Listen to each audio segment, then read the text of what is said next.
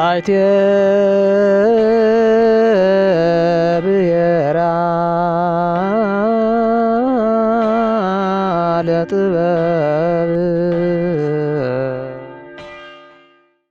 بغلتشان عصر تربعتن عصران سلستن مقابيت شوعي ورحمانتيو بكونفرس أبيلو كجمر انتلو زجمر الناس أقامات بهاجر السبكات اتوشع زغير بحساب كلتيهم أبزغة ما زلو كلتي أدبار أيتطعمن زبل حساب زغيربه بهاجر سبكاتيو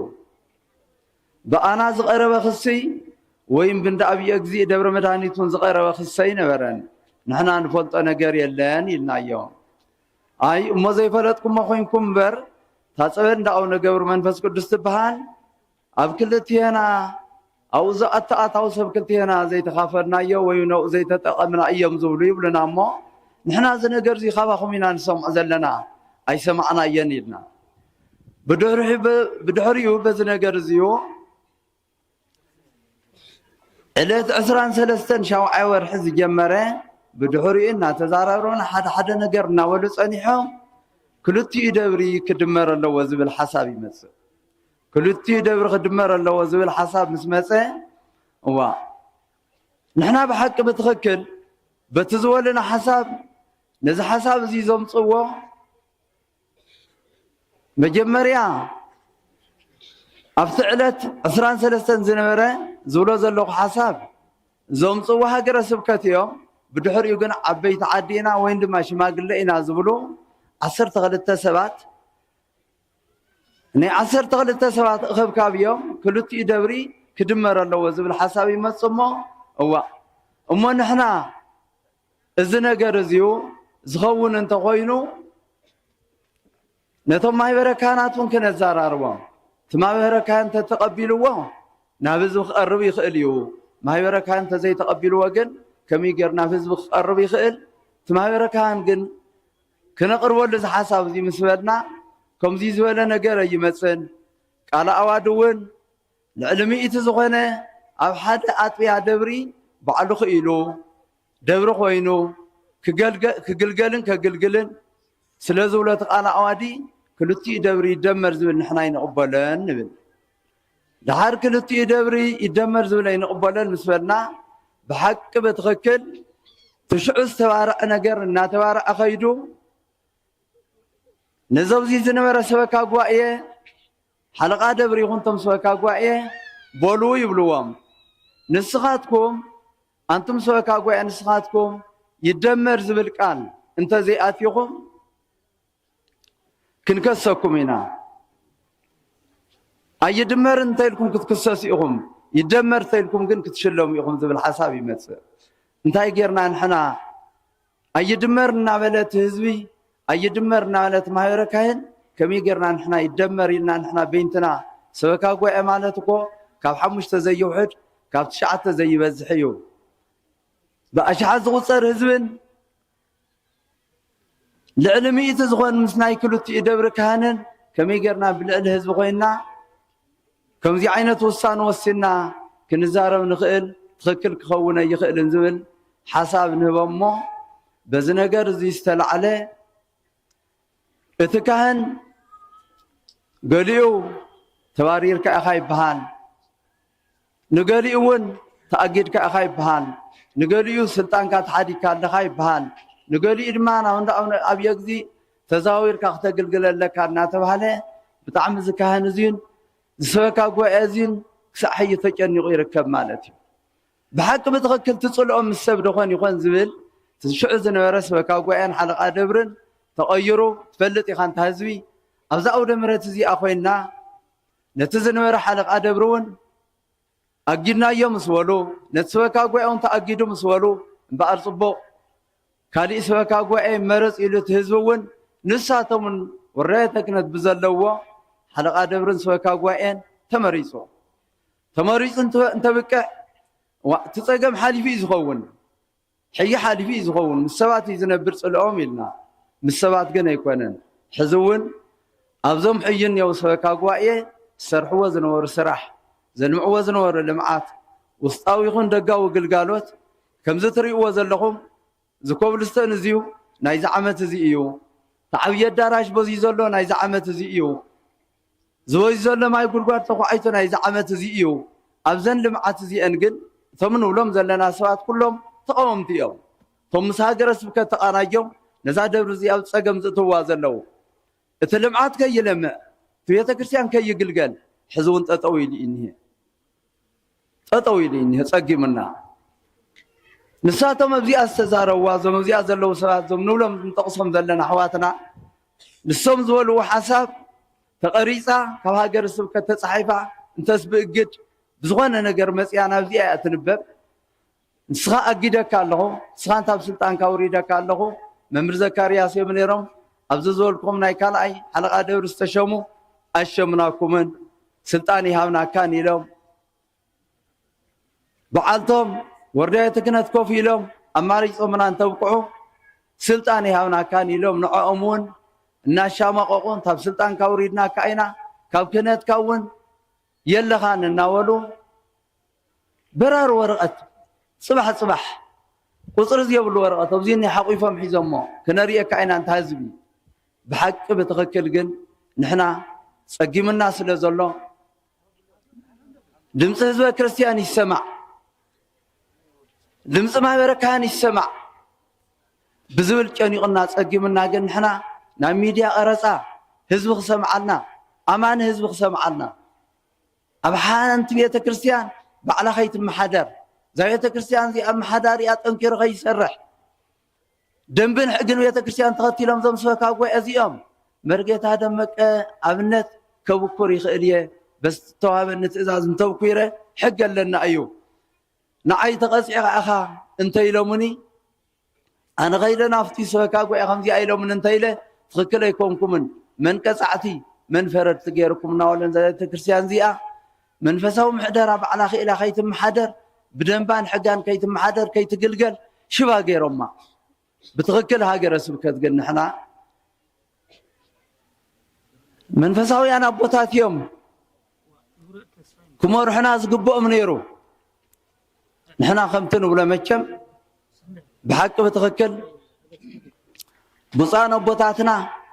كنولم نساتهم من دقنا خولنا عايز قبا نيرو حي بزحالفه ابزغل التسوم من زيون تنقر يقرص دخون يودع دخون بزبل تأكيبكم صنحنا يلومنا كل جزيهم نبزوان نخيد هاجر السبكات تأكيبنا نخيد أبدا توعلنا أرو كن ولوعلنا لما أنت يتأثرنكم يلوم ثم أبا يرم يمسدنا شو عطشوا من تجزي خيدنا أينا وحكي بتخكل أنت هذا النسخة فلتنا أنت أمان النسخة كل جزيونا فلتنا زمز أنا أينا زو ميديا سلزمو سجل حاويرهم مسانا خسمعوا من أنت أينا أينا يتكا إلك أمجن مكم كل جزية تابز حالفة تزتان تابز مس تسفى مكم سبك سعزل لي قارصنيو أبز عبي مرفع قبزي زل خوفي لنا وعلنا بقدامي مصيوم بزحات يوم بتاع مختري متلخة نابكوا عسرت قالي مصيوم كافها جرس سبكت مصيوم من قصة وتكالات ناي وردانا بزلوا ناي زواون نيروميوم دحار زم ناي زوان ناي وردان من قصاوي من محدار مصيوم أتيوم مسانا في الدراش بلو مصيوم اليوم متدالو يبلنا الشيلنا ما هي ركانات كم زلنا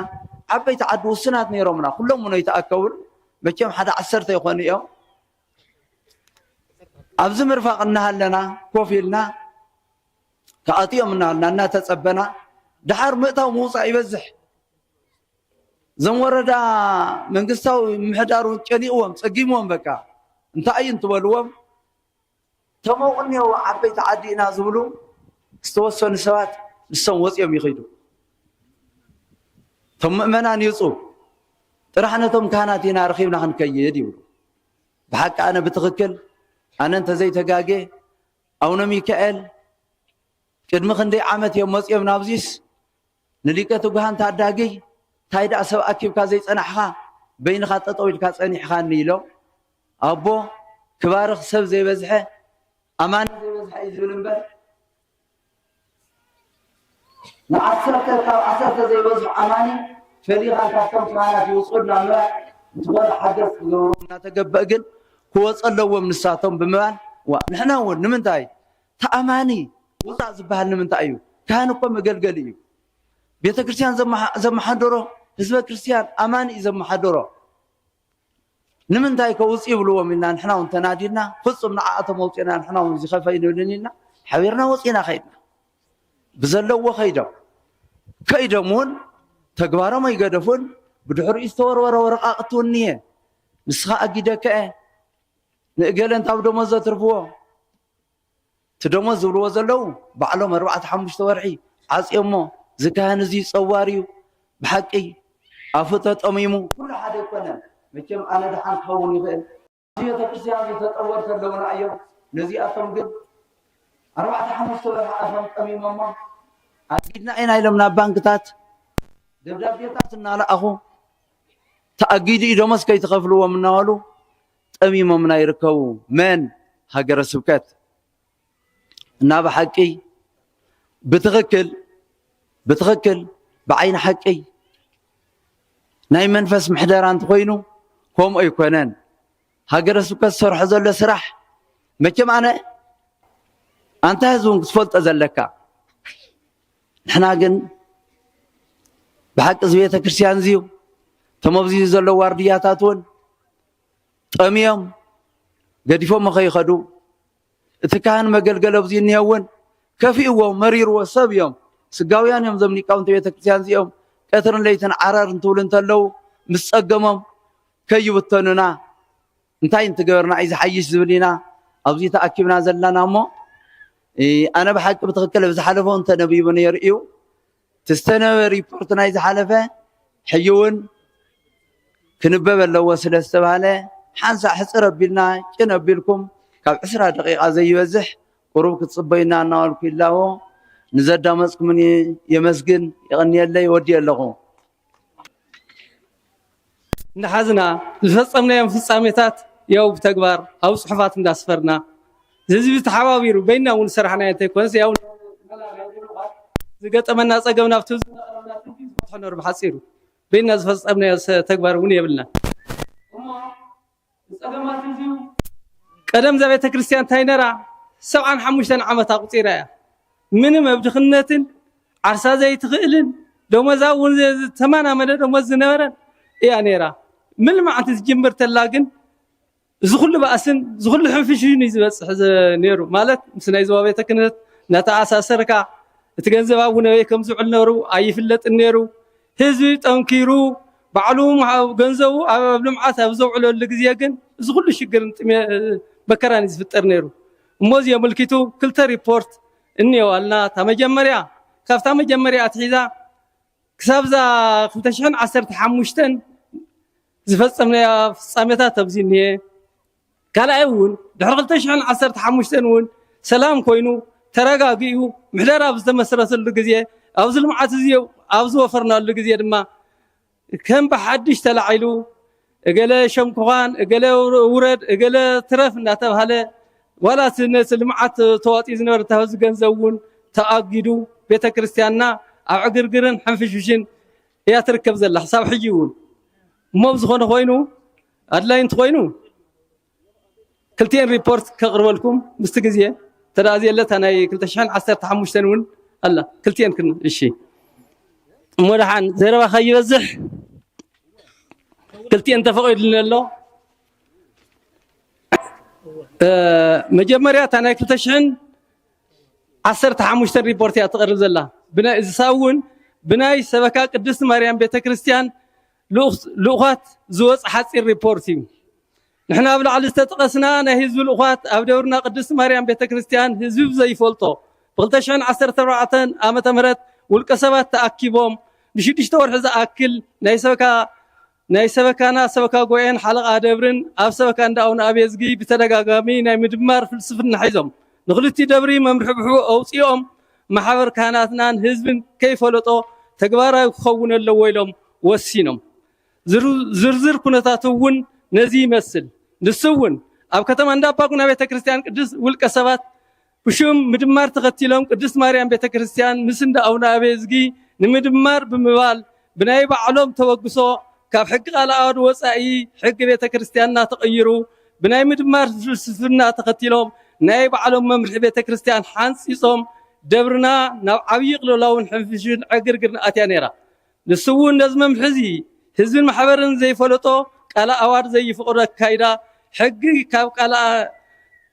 اكايدان حقن كاب قال اواد وصاي زخونه اكايدا عين قبولن نام محبر كاناتنا حزب كنفلتنا يلوم نستقامون ازي نزي تكبر ناب حزب زرغحن كانن سوكا قوين سوقم تخن وسيدنا يلوم كاب بيت كريستيان ون كنبارينا يلوم اطنققمم يسوكا قوين ممحدر بيت كريستياننا نغن نز حقي نقبلون بمال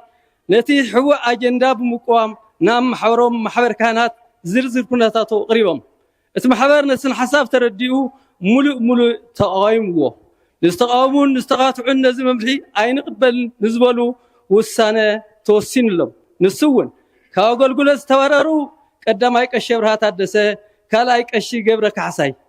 ناب نداونا ابيز ግን ከጎልጎል ተቀየሩ ቀዳማይ መለክ ህይወት ኃይለ ነጋ ካላይ መላእከ ገነት ብርሃነ ገብረ ወልድ ሳልሳይ ደቆን በረከት ኃይለ አዝለኝ ناب نداونا ابيز ጊ نخغلغل تغير ያን حزن حساب እሺ كبير متنقطع ዝተወሰነለም ቀዳማይ መምህር ዘካርያስ ገብረ ሐዋርያ ካላይ ዲያቆን ሙኦተይ ሙሊየም በጠቅላላ 7 አባላት ካህናትና አይን ድመር ስለዝበሉ ቀዳማይ ውሳነ ተወሲልንም ውሳነ ዘይቅበል ደሞዚ ይገር ተባይል ደሞዝም ተአገዱ ካላይ ናይ እምነት ቦታ ወይ ማጨለት ንخفرስ ተገይሩ ሰለሳይ መምሐደርቲ ቤተ ክርስቲያንና ካብ ስራሕኩም ተወርዱ ተባሂሎም ወሪዶም ረብዓይ ነው ቅዱሳንን ማህተም ናይ ደብርና አረክቡ ተባሂሎም ሓምሻይ ቤተ ክርስቲያንና ግልጋሎታን ቋረጽ ለሰለስተ ወር ዝኣክል بزي ممحدر تخصنح تغيرو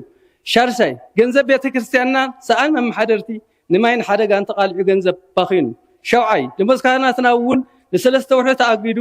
ካብ ዝሕዝን ብዕድመ ዝለፈ አረጋውያን ካህናት ለችግርን ጥሜትን ተቃልዑም ሻብናይ ካጎጻይ ስበካና ዘይፈልጦም ዘይመረጾም መምሐደርቲ አበደራሽ ተመሪጾም ታሻይ ንዘው ተክነት ውን ናይ ክልቲ ደብሪ ብድሌቱ ተደሚሩ ኢሎም ዘይኮነ ምስሊ አትሒዘሞ ንምጥቅላል ዝሉ ተግባር ኣብዘይ ስልጣኖም አትዮም ባዕሎም ህዝብ ዝስብስቡ በስልጣኖም ኩስኑ ዝተወሰነ ህዝብ ደናጊሮም ድሌቶም ፈጽሞም እዚ ምስኮነ በዕለት 27/12/2014 ዓመተ ምህረት ህዝቢ ኣብ ቀጽሪ ቤተ ክርስቲያን እንዳ ማርያም ተኣኪቡ 15 ዘኣዋላት ልኡኻት ቤተ ክርስቲያን ሽማግለታት ንኽኳት ዕላን ቤተ ክርስቲያን ናም ንብር ህይወታት ተመሊሳ መምሐደርቱ በዓሉ ክመርጽ 15 ልኡኻት ሽማግለታት ተቆይሙ احنا ውን ጸርፍን ጸለመን ተጻዊርና دخيمنا شلتنا خيبلنا حزبنا ذهبنا حلافنا وكلنا حزنا امنتنا حزبنا باجسنا جبانا زبل انفت حزنا قال اوارد مسرت بغنزوم نابزو يتكرست زملالس سبات وكلنا اتوان ناي ترانسبورت صقم سلازنبره زخفل بزي منم باجت ገንዘብ ካብ جبوم زملاسو توكيلهم كطرعن سبات وكلنا نابزو ሰለስተ ጊዜ ተማላልሶ اتوانا صقم ዝኮነና ግን ናይ ጽምብላ ወረዳ ቤተ ክህነት ናይዞም ጉጅለ አጀንዳ ሐቅ መስልዎም ሱር ኮይኖም ሙሉ አሚኖም እንተሌሎም ካህናት ከባሩ እንተሌሎም ከአስሩ እንተሌሎም ደመስ እግዱ እንተሌሎም አብ ማሐደርቲ ከፍሩሱን ክሸሙን ባዕሎምን ማህተሞምን ሱር ኮይኖም ስለዝነበሩ እቲ ሱር እዚ ክሳብናይ ዞባ ቤተ ክህነት ተዘርጊሑ ስለዝነበረ ካው ሓሊፉውን ናብ ናይ መንግስታዊ መዋቅር ተዘርጊሑ እንተሌሎም ከአስሩ እንተሌሎም እምነት ከፍርሱ በዚ ናይ ወረዳ ቤተ ክህነት ማህተምን ናይ ወረዳ ቤተ ክህነት ሽፋንን ብምጥቃም ዝገብርዎ ዝነበሩ ምንቅስቃስ ዓብይ ፀገም ኮይና ጸኒሑ ናውን ነዚ ሱር እዚ ንምፍታሕ ሒዞሞ ዘለዎ ካይዳ ትክክል ዘይኮነ ካብ ሕጊ ቃላዋድ ሕጊ ቤተ ክርስቲያንና ንወፃእ ስለዝኾነ ብዘይ ህዝቢ ብውልቀ ሰባት አበደራሽ ዝምረጽ መረፃ ካብ ሕጊ ወፃኢ አዋድ ወፃኢ ስለዝኾነ እዚ ውድቂ ቤተ እዚ ወረዳ ቤተ ክህነት ውድቂ ክገብሮ وتسر نخبتخ بوزح مردا بمغبار امينو ودق ገረሙ بدحر مردا بتقلاواد مسرت حزبي تاكيبو اب قصر ቤተ ክርስቲያኑ መምሐደቱ ባዕሉ ክመርጽ ህዝብና ዝሃበና ሓላፍነት ተቀበልና ህዝብና ሒዝና አበጸደ ቤተ ክርስቲያንና በተቀላዋድ ዞ መሰረት ዕለት 14/12/2014 ህዝቢ አኪብና አበጸደ ቤተ ክርስቲያንና አስመራጭ ኮሚቴ አማሪጽና ኣስመራጭ ኮሚቴ ዝቐርቡልና ሰባት ናብ ህዝቢ ይፋ ጌርና ንዕለት 22/12/2014 መረፃ ዝካየድ ምዃኑ ንህዝቢ ማይክሮፎን ይፋ ጌርና ንኻልኣይ ግዜ እውን ዘይሰምዐ ንኽሰምዕ ዕለት 21/12/2014 ካልኣይ ኣውጅና ዕለት 22/12/2014 ዓመተ ምህረት ህዝቢ ተኣኪቡ መማሓደርቱ እዚ እውን ተቃወምቲ ብዘለዎ ካብ ቃሎም ዝሃብዎ እንተሃለወ ነዞም ሕፅያት ብጀካና ኣይተገርላስ ሻየ ንቃወመለን ኢሎም ኣብ ህዝቢ ቃሎም ሂቦም ንሕና እውን ሓሳቦም ተቐቢልና ንህዝቢ ኣቕሪብናዮ እቲ መረፃ ግን 3 ካብ ተቃወምቲ ሓንቲ ሰበይቱ ብጠቕላላ 4 ተቃወምቲ ዝነበረ ህዝቢ ግን ብሙሉእ ድምፂ ተፈፂሙ ቤተክርስትያንና ናብ ንቡር ህይወታ ተመሊሳ ምዞም ሓደሽቲ ሰበካ ጉባኤ ብምዃን ንዕለት 23/12/2014 ዓመተ ምህረት ገንዘብ ክእከብ ወሲና እዚ እውን ሓደሽቲ ሰበካ ጉባኤ ነባራት ሰበካ ጉባኤ ብህዝቢ ዝተመረፁ 15 ሽማግለታት ካብ ህዝቢ ተዓዘብቲ ናይ ቀበሌ ዘርሓደ ፀጥታ ምሕዳር ፀጥታ ካብ ናይ ወጋገን ባንኪ 4 ሰራሕተኛታት ብጠቕላላ 32 ሰባት ኮይና ብዕለት 23/12/2014 ዓመተ ምህረት 147,229.50 ሳንቲም ኣብ ደገ ዝነበረ ገንዘብ ብዕለት 26/12/2014 62,965 ቅርሺ ኣብ ውሽጢ ዝነበረ ብተወሳኺ 3 መዳበርያ ሙሉእ ሓዊኡ ዝበሃል ዝነበረ 860 ቅርሺ ካብ ጥቕሚ ወፃእ ዝኾነ ወይ ዝተባላሸወ 960 ቅርሺ ጠቕላላ ድምር ገንዘብ 219,214.50 ሳንቲም ቅርሺ ኣኪብና እዚ ምስ ተፈጸመ ፀገም ካህናትና ንምፍታሕ ናይ 3 ወርሒ ደመወዞም ንኽኽፈል ወሲና እዞም ሓደሽቲ ሰበካ ጉባኤ ስርሖም ብምጅማር ደመወዝ ካህናትና ከፊሎሞ እዚ ክንሰርሕ ከለና ግን ኣብ ውሽጢ ፀገም ኮይና ኢና ፈፂምናዮ ንሱ እውን እቲ እዋን ውግእን ኩናትን ስለ ዝነበረ ሰብን ናፅነትን ድሕነት ህዝቡን ህይወቱ እንዳኸፈለ ንሕና ግን ናብ ዘየድሊ ናይ ህዝቢ ሕቱኽቱኽ ኣቲና ክንካታዕን ናብ ዝዋን ወረዳን ሕማቕ ኣጀንዳ ዝሒዝና ክንመላለስን ክንካታዕን ብጣዕሚ እንዳሓፈርና ኢና ፈፂምናዮ ግን እዚ ሕንፍሽ እንተቐፂሉ ናብ ካሊእ ከይሰጋገር ብምባል ኢና ፈፂምናዮ ሕጂ እውን እዚ ዝተጀመረ ሕማቕ ካብ ስሩ ተወጊዱ ናይ ሕማቕ በዓል ዋና ከይፍለጥን ሙሉእ ከይኸውንን ኣብ ኩሊት ኣትዮም ክሻማገሉን ክሻፋፈሉን ይረአዩ ኣለው ካብ ዝገርም ዘይምኻይድ ድኻ ሰምሻን ካይገድፈካ ከም ዝበሃል እዚ ኩሉ ፀገም ምስ ሓለፈ ንዓና ንጎኒ ገዲፎም ይሻማገሉ ኣለው እዚ እውን ዘምፅኦ ሓደጋ እንተሃለወ ብሰንኪ ዞም ሽማግለታት ባህልቲ ይስሩ ከይንቀል ዝገብርዎ ዘለው ዕንቅፋት እቲ ፀገም ከይፍታሕ ዓብይ ዕንቅፋት ኮይኖምና እዮም ኣድላይ እንትኮይኑ እውን ይፋ ክንገብሮም ኢና ምክንያቱ እቲ ነገር ንክጥጥዕ ይክስክስዎ ኣለው ሕጂ እውን ተጎጅሎም ይንቀሳቀሱ ኣለው ስለ ዘለው ንህዝቢ ናብ ዘይድሕልሕቱኽቱኽ ንቕኣቱን ንንባዕሉ ክፈላለን ክቀራሕንን ላዕልን ታሕትን ይብሉ ኣለው ንዝመረፅናዮም መማሓደርትና ስርሖም ከይሰርሑ ዕንቅፋት ይኾንዎም ኣለው ክወቅዕዎም እውን ይገልገሉሎም ኣለው ንሕና ሰብ ኮይኑ ዘይጋገየለን እሞ ስሕተቶም ኣሚኖም ንህዝቦም ይቅርታ ሓቲቶም ባዕሎም ዝሰርሕዎ ቤተክርስትያን ባዕሎም ንክግልገሉ ንፅበዮም ነርና ምሳና እውን ብጀካኒ ሓሳብ ኣፈላላይ ናይ ግሊ ፅልኢ ከምዚ የብልና ኢና ንኣምን ብኣንፃር ግን ይቅርታ ምባል ገዲፎም እንዳተጎጀሉ ንመማሓደርትና ስርሖም ከይሰርሑ ህዝቢ ከይቀስን ህዝብና ሕንፍሽን ከኣቱ ተወዲቦም ይንቀሳቀሱ ኣለው ብህዝቢ ዝተወከሉ ሽማግለታት እውን ሽሞም እንዳጠቀሱ የናሽዎም ኣለው ንሕና ግና ህዝቢ ክፈልጠልና ዘለዎ ንሕና ዓበይቲ ዓዲ ኢና ንብሎን ንኣምነሉን ኣይኮናን ምክንያቱ ንሕና ናይ ህዝቢ ልኡኻት እምበር ዓበይቲ ዓዲ ዝብል ሹም ዘይዓቕምና ምዃኑ ስለኣምን እዩ ሕጂ እውን ደጋጊምና ንብሎ እንተሃለወ ናይዚ ጉዳይ በዓል ዋና ፈሊና ከይንውፅኦ ሽማግለታት መስሎም ይንቀሳቀሱ ኣለው እቲ ሽምግልና ግን ቅንዕና ዘለዎ ይመስለና ንምጥቕላል ንህዝቢ ክንሕልፎ እንደሊ እዚ ኩሉ ስራሕን ዓወትን በይና ሰራሕናዮ ኣይኮናን ከምቲ ኣብ መጀመርታ ዝጠቀስናዮ እቲ ዋና ህዝቢ ኣብ ጎንና ኮይኑ ሕማቕን ፅቡቕን ፈልዩ ስለ ዝተቃለሰ መማሓደርቱ በዓል መሪፁ እንተደልዩ ዘውርዶም እንተደልዩ ብቃል ኣዋድ መሰረት ዝሾሞም ምዃኑ ብቃልሱ ስለ ዘረጋገፀ እዩ ንነባራት ሰበካ ጉባኤን ሓለቓ ድብርን ንብሎ ነገር እንተሃለወ ኣብ ዘበነ ስልጣንኩም ዝፈፀምኩሞ ናይ ልምዓት ጉዕዞኹም ብዝገበርኩሞ ጥንካረን ፃዕርን ኣብ ማንም ንብርን ኣብያተ ክርስቲያን ዘይተረኣየ ታሪክ ፈፂምኩምኩም ንሱ እውን ናይ ህዝቢ ገንዘብ ኣኪብኩም ካብ ዝነኣሰ ክሳብ ዝዓበየ ዘጠራቅምኩሞ ገንዘብ ኣኪብኩም ዓብይ ታሪክ ፈፂምኩም ኢኹም ንሱ እውን ኣብ እንዳ ጥምቀት 4 ገዛውቲ ደብዲብኩም ኣብ ፅርግያ እውን 12 ገዛውቲ ደብዲብኩም ብጠቕላላ 16 ገዛውቲ ደብዲብኩም ብጥረ ገንዘብ እውን 115,000 ቅርሺ ንሓደሽ ሰብካጎኤ ኣረኪብኩም እዚ ምባርኩም ግን ኣብ ኣዳራሽ ህዝቢ ኣኪቦም 3 መዳበርያ ሙሉእ ገንዘብ ሓቢኦም ተረኺቦም ተባሂልኩም ንክልተ መዓልቲ እውን ተኣሲርኩም ውርደትን ገልታዕታዕን በፂሕኩም ገንዘብ ህዝቢ ባኺኖም ህንፃ ሰሪሖም ተባሂልኩም 3 መዳበርያ ሓቢኡ ዝተባሃለ ፖሊስን ብናይ ህዝቢ ተዓዘብትን ተኸፊቱ ግን 8,060 ቅርሺ ኮይኑ ተረኺቡ ንስኻትኩም ግን ናይ ልምዓትን ናይ ህዝቢ ልኡኻትን እምበር ናይ ጥፍኣት ሰባት ከም ዘይኮንኩም ተረጋጊፅልኩም እዩ ብወገንና ንምስገንኩም ንህዝቢ ክንሕልፎ እንደሊ ነገር ኣንታ ክቡር ህዝቢ ናይ ክልቲኡ ደብረታትን ሰበካታትን ማዕረ ስለትርኢ ኣብ ናይ ክልቲኡ ሰበካ ዘለዉ ደብረታት ኣብ ክብረ በዓላቶም ብዘይ ኣፈላላይ ናይ ክልቲኡ ሰበካ ዘሎ ህዝቢ ተኣኪቡ ብማዕረ እዩ ዘገልግልን ዝግልገልን ሕጂ እውን እዚ ምዃን ፈይጥካ ኣብ እምነትካን ቤተክርስትያንካን ህዝቢ ኣብ ክልተ ከፊሉ ነንባዕሉ ተበታቲኑ መነብ ጥፍኣት መነብ ልምዓት ከም ዘሎ ወዳእን ጠቐመን ፈሊ ከይርኢ ንዘልምዑ ክፅልኡ ንዘጥፉ ክምስገኑ ተራእዩ እዚ እውን ኣብ መንጎ ህዝቢ ኣቲኻ ናይ ህዝቢ ገንዘብ ናብ ረብሓኻ ንምውዓል ዝተኣቀደ እቅድ ምዃኑ ፈሊጥካ ካብ ስሩ በሪቑካ ደርቢኻ ሓድነትካ ጠንሃርካ ክትቃለስ ንፅውዕ ተቃወምቲ ጉጅለ ህዝብና መከራን ጥሜትን ናፍቆትን እምበር ኣብ ፅጋብን ህውከት ምፍጣርን ከም ዘየለ ኢና ንኣምን ካህናትና እውን ከም ህዝቦም ኣብ መከራን ጥሜትን ኮይኖም ኣብ ምህሌላን ጸሎትን ከም ዘለው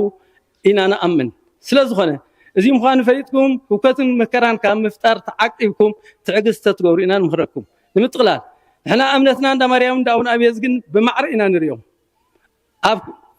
ኢና ንሪኦም ንሱ እውን ኣብ እንዳ ማርያም ዝረአ ምጥፍፋእ ንኹንን ኣብ እንዳ ኣቡነ ኣብየዝ ዝረአ ምጥፍፋእ እውን ብማዕረ ንኹንን እምነትና እዚ ምዃኑ እንዳፍለጥና ንእግረ መንገድና ምስጋና ይግቦም ኢልና ንዝሓርዮና ክተመስግኑና ብክብሪ ንሓትት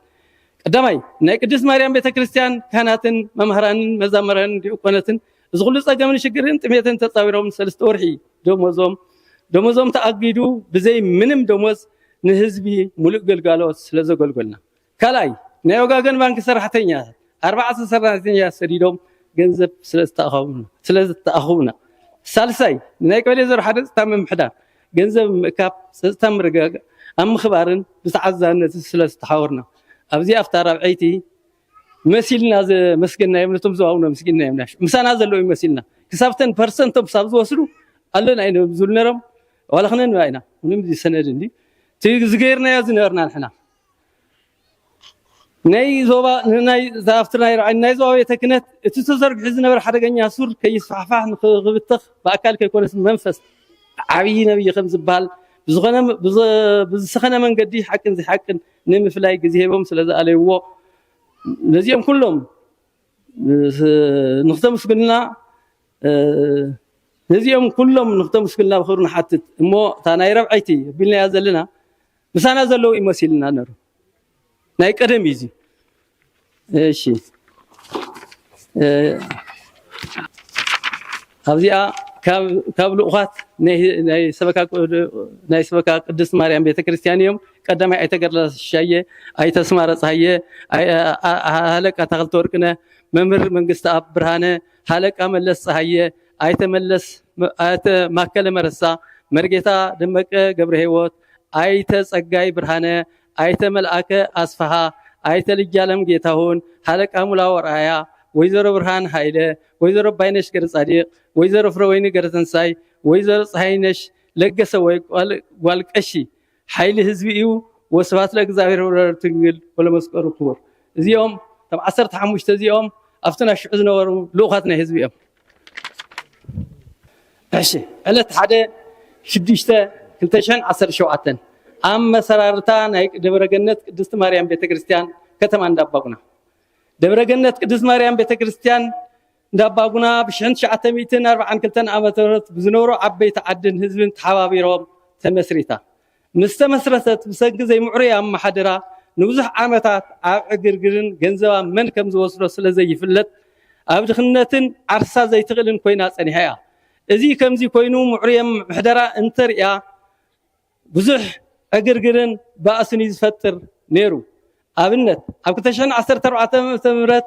ናብ ምልማዕ ኣብ ዝጀመረትሉ ግዜ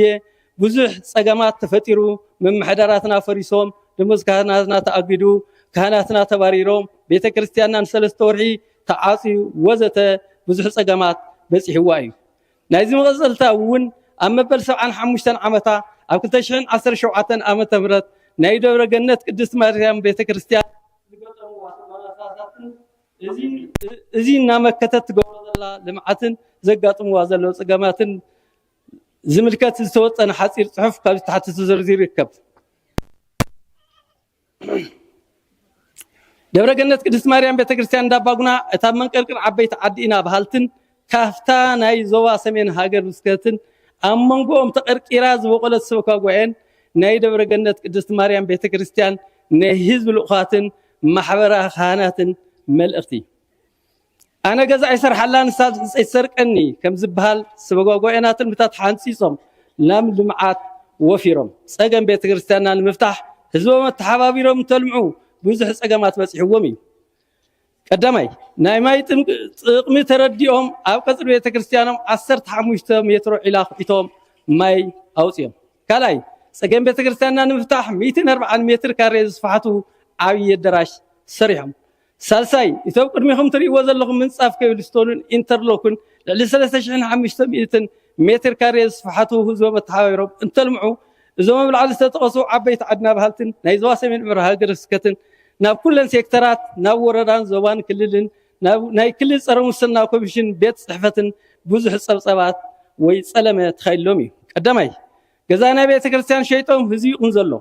ካልኣይ ኦዲተይ ንገብር ኢሎም ዓሚፆም ሳልሳይ ገንዘብ ህዝቢ ይባኸነሎ ወዘተ እናተባሃለ ካብ ናይ ዞባ ሰሜን ሃገረ ስብከትን ኣብ ውሽጥና ዘለው ሓላያት መሰልትን እተወዲብካ ዝተኻየደ ፀለመ እቲ ገመል ይኸይድ እቲ ኸልቢ የነብሕ ከም ዝበሃል እዚ ኩሉ ፀብፀባት ተፈሽኑ ሓቂ ኣግበር መንገዲ ደቅስ ከም ዝበሃል እቲ ኦዲት ተገይሩ ናይ ንኡድ ተባሂሉ ሓቂ ተፃርዩ ተዋሂብዎም ኣሎ ኣንተ ህዝቢ ደስ ይልና ደስ ይበልካ ብምቕፃል ሕጂ እውን እንተኾነ እቶም ዝቆረየና ትንቢታት ከምቲ ልምድኻ ሓድነትካ ኣጠናኺርካ ኣብ ቤተክርስትያንና ኣብ ናይ ዞባ ሰሜን ሃገረ ስብከትን ዝግበሩ ዘለው ሕቱኽትኳ ተወጊድካ ዝቆረየና ዕማማት ኣብ ሽቱ ንክበፅሕ ሓድነትካ ይፈለየልና ብተወሳኺ ንህዝቢ ክንሕልፎን ንደሊ መልእኽቲ እንተሃለወና እዚ ኩሉ ዓበይቲ ስራሕትን ትስርሑ ናይ ዞባ ሰሜን ሃገረ ስብከት ናይዞም ኣብ ላዕሊ ዝተጠቐሱ ናይ ህዝብን ማሕበርን ውክልና ዘይብሎም ዓበይቲ ዓድና ባህልቲ ደጋፋይ ኮይኑ ነቲ ብህዝብን ማሕበርን ዝተመረፀ ሰበካ ጉዕናን ሓለቓ ደብርን እውቅና ኸሊኡ ነዞም ኣብ ላዕሊ ዝተጠቐሱ ዓበይቲ ዓድና ባህልቲ ናይ ህዝብን ማሕበርን ውክልና ዘይብሎም ምስኦም ተሻሪኹ ህዝብናን ማሕበርናን ማሕበረ ካህናትናን ዝሓተቱ ውሕቶ ኣይምልስን ኢሉ ቀዳማይ ሰንክዚ እውን ደብርና ስርሑ ቋሪፁ ቤተክርስትያንና ንክዕፆን ደሞዝ ካህናትና ዋርድያና ደሞዝ መነኮሳትና ከይኽፈልን ልምዓትና ምትዕንቃፍን ፓድ ከሊእና ኣሎ ካልኣይ መስርሕ ወይ ሕገ ደንቢ ናይ ማሕበረ ካህናትና ጥሒስዎ ኣሎ ሳልሳይ ልምዓትና ንክቋረፅ ናይ ደብርና ባንክታትና ዝነበረ ገንዘብና ኣጊድዎ ኣሎ ራብዓይ ንክጠርዑ ዝኸዱ ናብ ናይ ዞባ ሰሜን ሃገረ ስብከት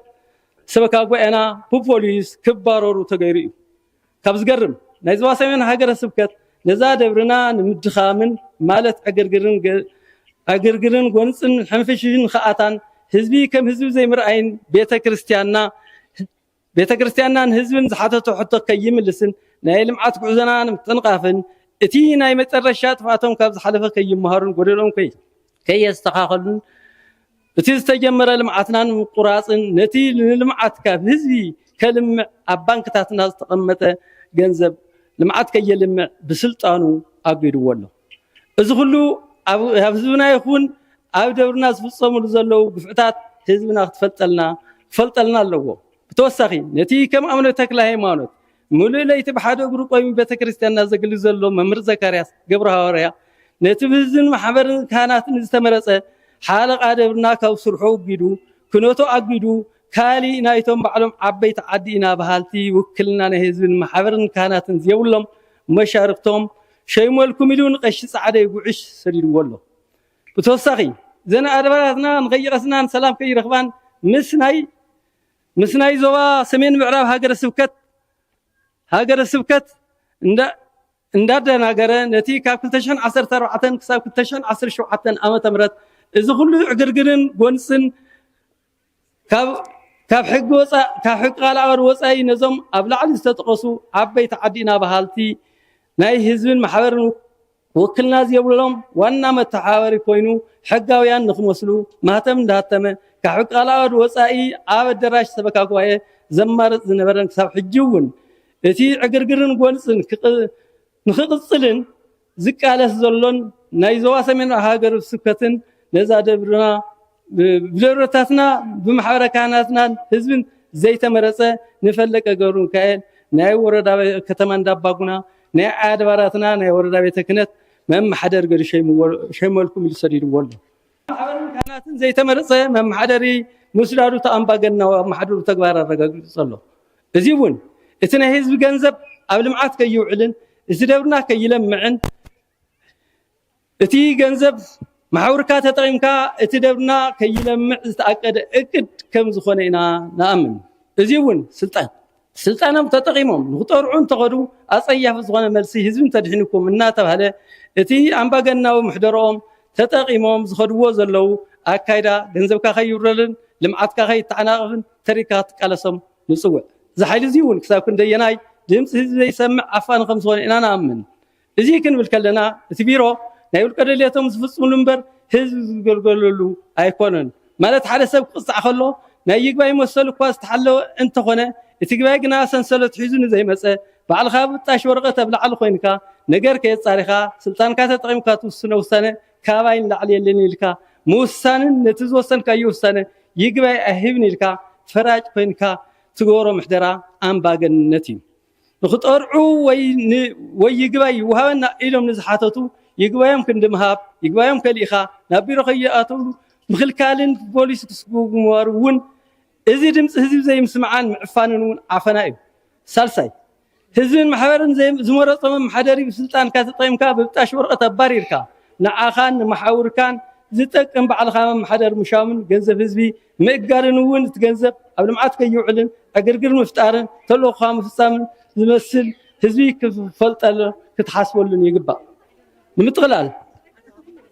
እትዋና ፀገም ዝኾነና ድማ ኣብ ዝዋን እዚ ትዘሎ ምሕደራ ናይ ዓለማዊን መንፈሳዊን ምሕደራ ዲሞክራሲያዊ ምሕደራ ማለት ቃል ኣዋዲ ይኹን ዓለማዊ ምሕደራ ሓደ ዝገብሮም ህዝቢ መማሓደሩ በዓል መርእ كمحدر قال اوادي يكون حق منغست زي زفقد ازي كمزي اندهلوه بتيمنا زل صقم ግን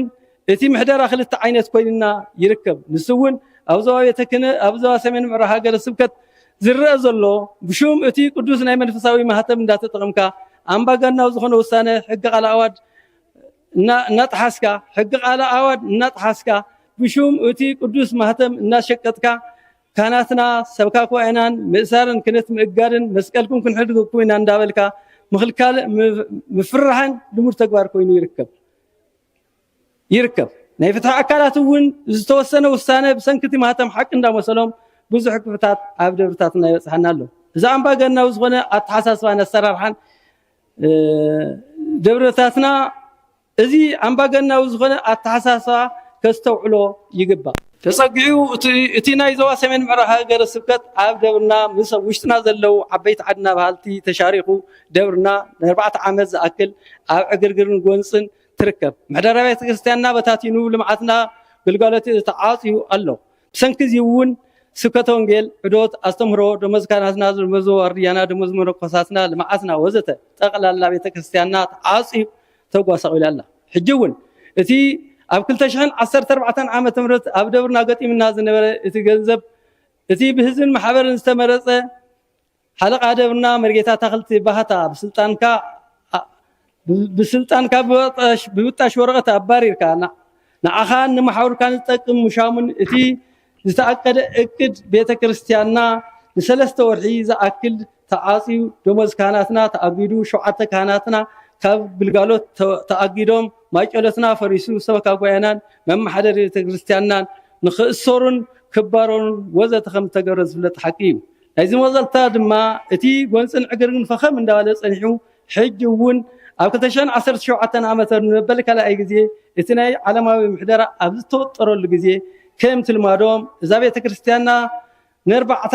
ወርሒ ዝኣክል ደሞዝ ካህናትና ደሞዝ ዋርድያና ደሞዝ መነኮሳትና ተኣጊዱ ሰበካ ጉባኤና እንዳተኣሰሩ ኣብ ባንክታትና ዘሎ ገንዘብ ተኣጊዱ ልምዓትና ስርሑ ቋሪፁ ግልጋሎት ቤተክርስትያንና ብሰኸፊሉ ተቋሪፁ ብሰንኪ እዚ እውን በዓል ጥምቀትን በዓል መስቀልን ህዝቢ ተፈላለዩ ክውዕል ተገይሩ እዩ ብሰንኪ እዚ እውን ልምዓትና ከይንቀሳቐስን ደሞዝ ካህናትና ከይኽፈልን ኣብ ባንክታትና ዝተቐመጠ ገንዘብ ከይንቀሳቐስን ምእጋድን እዞም ኣብ ላዕሊ ዝተጠቐሱ ካህናትና ዋርድያና መነኮሳትና ንኽሽገሩን መነኮሳትና ንችግርን ጥሜትን ተቃሊዖም ይርከቡ ንምጥቕላል መንግስቲ እዚኦም ኣብ ደብርና ዝፍፀሙ ዘለው ግፍዕታት ርኢዩ ንዝገጠሙና ጥቃዕታት ተረዲኡ እዚ ሽግር ንምፍታሕ እቲ ብህዝብን ማሕበረን ዝተመረፀ እዚ ነቲ ኩሉ ልምዓት መራሒ ኮይኑ ቤተክርስትያንና ህዝቢ ኣተሓባቢሩ ዝሃንፅ ዘሎ መምህር ዘካርያስ ገብረ ሐዋርያ እቲ ካብ ሕጊ ቃል ኣዋርድ ዝተኣገደ እግድን እቲ ክህነቱ ከየግልግል ዝተኣገደ እግድን ጠቕላላ ከየማሕደርና ዝተኣገደ እግድን ተላዒሉ ደብርና ናብ ንቡር ምሕደራ ተመይሳ እዚኦም ኩሎም እግዳት ተላዒሎም ሕት ህዝብን ማሕበርን ብግቡእ ተራእዩ እቲ ገጢምና ዘሎ ፀገም ከየኣኽለና ኣብ ቤተክርስትያንና ዝፍፀሙ ግፍዕታት ክከታተሎን መፍትሒ ዝምልከቶም ኣካላት ተራዳድኡ ድሓዊሱ ዕልባት ክህሉ ብኽብሩን ሓትት ንምጥቕላል እዚ ኩሉ ልምዓት ሎሚዕን ንኽለምዕ እቅድ ተታሒዙልን ዘሎ ስእልካ ተረኸበ ከም ዘይኮነ እቲ ህዝቢ ባዕሉ ዝፈልጦ ሓቂ እዩ ንሱ እውን ኣብ 2014 ዝተጀመረ ዕግርን ጎንፅን ህዝብን ማሕበረ ካህናትን ብሓደ ተጣሚሮም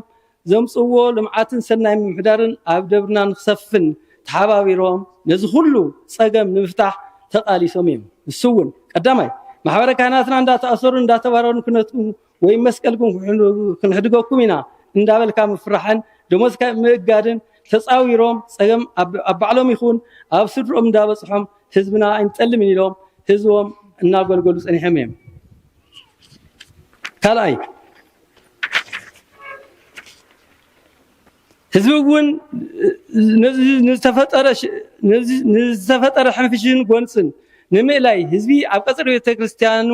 ተኣኪቡ 15 ሰባት ቤተክርስትያኑ ንቤተክርስትያን ዝጣበቕላን ብናይ ሰናይ ምምሕዳር ናብ ንቡር ንኽምለስን ሰባት ወኪሉ ተቢሉ ብዙሕ ፃዕር ገይሩን ይገብርና ኣሎ ሳልሳይ ብህዝቢ ዝተወከሉ ወኪላት እውን ናይ ህዝቦም ሓደራ ተቐቢሎም ደኺምና ሸልቲና ከይበሉ ህዝቦም ማሕበረ ካህናቶም ኣተሓባቢሮም ሰበካ ጉባኤ ሓለቓ ደብርን ኣብ ቀፅሪ ቤተክርስትያኖም ኣማሪፆም ሰናይ ምሕደሮም መስሪቶም እዚ ትርእይዎ ዘለኹም ልምዓት ንኽለምዕ ተቃሊሶም እዮም ራብዓይ ሰበካ ጉባኤናን ሓለቓ ደብርናን እውን ህዝቦም ማሕበረ ካህናቶምን ዝሃብዎም ውክልና ወይ ሓደራ ተቐቢሎም ኣብ ልምዓት ኣትዮም እንተልምዑን ነዚ ልምዓት ዝቃወምዎን ደስ ዘይብሎም ኣካላት እዚ ልምዓት ከይለምዕ ህዝቢ ከይቀስንን ሰበካ ጉባኤናን ሓለቓ ደብርን ንኽእሰሩን ካብ ስልጣኖም ክባረሩን ዘይተገበረ ፃዕሪ የለን ሕጂ እውን ይቕፅሉ ኣለዉ ጥልል ኣቢልካ ክረአ ከሎ ዘጥፈአ ዝምስገነሉ ዘልምዐ ዝእሰረሉ ኣሰራርሓ እዩ ዘሎ እሞ ህዝቢ ማሕበረ ካህናት እዚኦም ኩሎም ዝግበሩ ዘለው ጥቅዓታት ተረዲእኹም ወዲእኹም ጠቃሚኹም ፈሊኹም እቶም ዝቆረና ዓማማት ኣብ ሽቱ ንኽበፅሕ ልምዓትናን ሰናይ ምሕደራናን ተጠናኺሩ ንኽቕፅልን ህዝብን መንግስታዊ ኣካላትን ላዕለዎት ናይ መንፈሳዊ መራሕቲ ኣካላትን ነዚ ኩሉ ፀገም ንምፍታሕ ሓድነትኩም ኣይፈልየና ዕለት 1/6/2017 ካብ ናይ ደብረገነት ቅድስት ማርያም ቤተክርስትያን ምምሕዳር ሰበካ ጉባኤን ማሕበረ ካህናትን ናይ ህዝቢ ወኪላትን ዝተዳለወ ሓፂር ናይ ሓባር መግለፂ ሕጊ ይከበር ድምፂ ህዝቢ ይሰማዕ